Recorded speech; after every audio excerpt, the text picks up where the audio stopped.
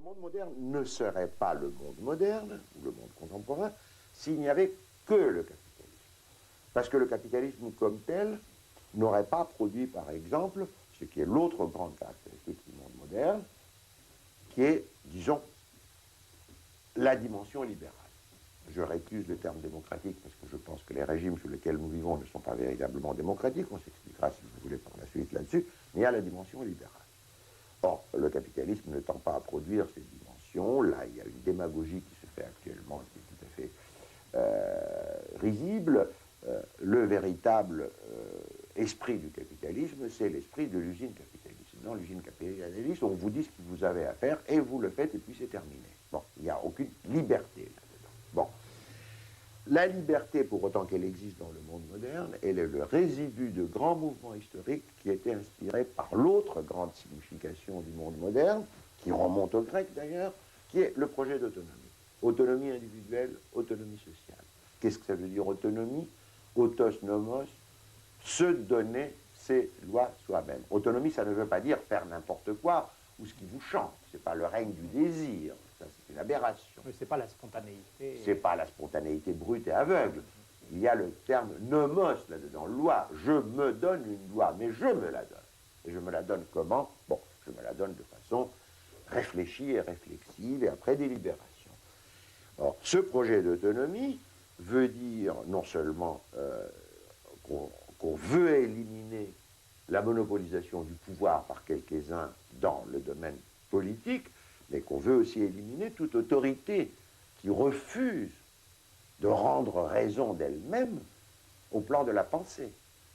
C'est pour ça qu'aux origines du projet de l'autonomie, il y a à la fois la naissance de la philosophie et de la démocratie, ou de la véritable politique, mot qui est devenu aujourd'hui obscène, parce qu'il est de plus en plus synonyme de l'intrigue, de la magouille, etc., alors que politique telle que les Grecs l'ont conçue et telle qu'elle a existé dans les grands moments du monde moderne, c'est l'action humaine qui, d'une façon lucide, explicite, consciente, réfléchie, essaye de transformer les institutions et l'institution de la société pour rendre la société plus autonome et les individus plus autonomes. Qu'est-ce que c'est une société autonome?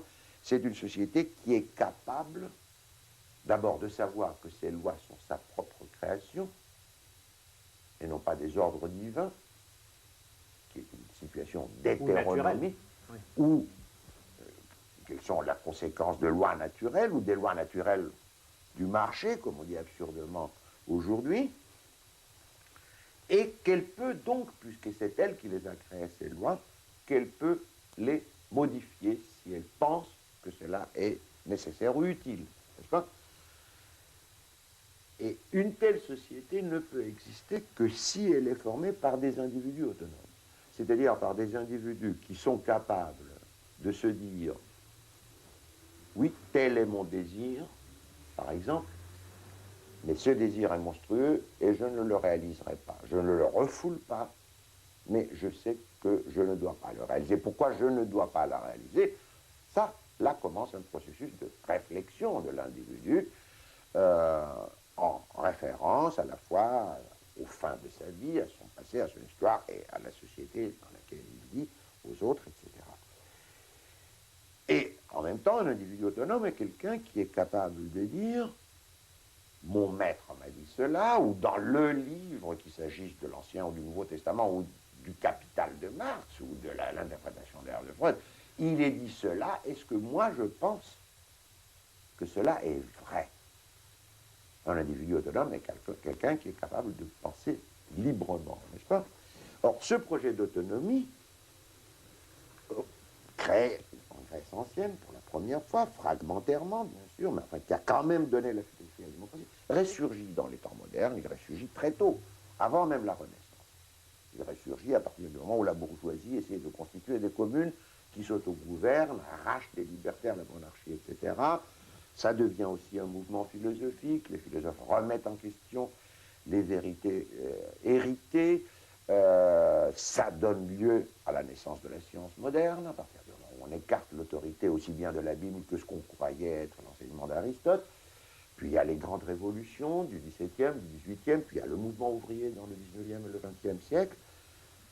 Et là, il faut dire, il y a aussi une tangente monstrueuse que prend ce mouvement d'autonomie à partir d'un certain moment. Je ne veux pas m'étendre là-dessus, j'ai longuement écrit sur la question, à partir de Marx, du marxisme, puis du marxisme-léninisme, du communisme, où ce projet d'autonomie se transforme, se renverse absolument son contraire, à une tyrannie totalitaire. Mais il y a aussi quand même les grands mouvements grâce auxquels, la Révolution française ou le mouvement ouvrier, la société contemporaine est ce qu'elle est, et non pas une espèce d'immense fabrique capitaliste dans laquelle tout le monde fait ce qu'il doit faire d'après le plan de production, ce qui serait le véritable esprit de